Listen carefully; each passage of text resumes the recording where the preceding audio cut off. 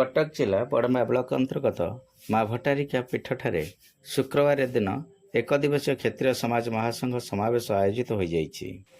बड़मा zone सभापति तथागत विश्वालंकर पौरोहित्य अनुष्ठित यह कार्यक्रम में बड़मा समेत ओडिशार विभिन्न प्रांत तथा भारतर अनेक राज्य क्षेत्रीय माने जोग देइथिले। उक्त कार्यक्रम में उत्तर प्रदेश किसान यूनियन अध्यक्ष हरपाल सिंह मुख्य अतिथि भाव जोग देइथिले। जातीय तापज विद्युत उत्पादक संस्थार परिचालक धर्मेंद्र सिंह सम्मानित अतिथि भाव जोग देइथिले। हिमाचल प्रदेश किसान यूनियन अध्यक्ष हरिश्चंद्र चौहान, छत्तीसगढ़ किसान यूनियन अध्यक्ष अजय सिंह ठाकुर प्रमुख अन्यतम अतिथि भाव जोग देइथिले।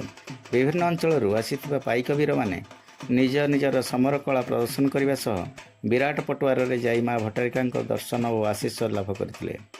देश स्वाधीनतार पाइकवीर मानकर उल्लेखनीय अवदान और चिरस्मरणीय बलिदान को सम्मान जनाई भारत सरकार स्थल सेना एक क्षत्रिय रेजिमेंट स्थापन करने दाबी जणाइबाकू निष्पत्ति निया जायतिला। अतिथि मानक द्वारा मो क्षत्रिय नामक एक स्मरणिका उन्मोचन करा जायतिला। विभिन्न अंचल समर कला प्रदर्शन करितबा टीम मानकू संबर्धित करा जायतिला। Narsinghpur Jituranjan Mehrang report, NBTV।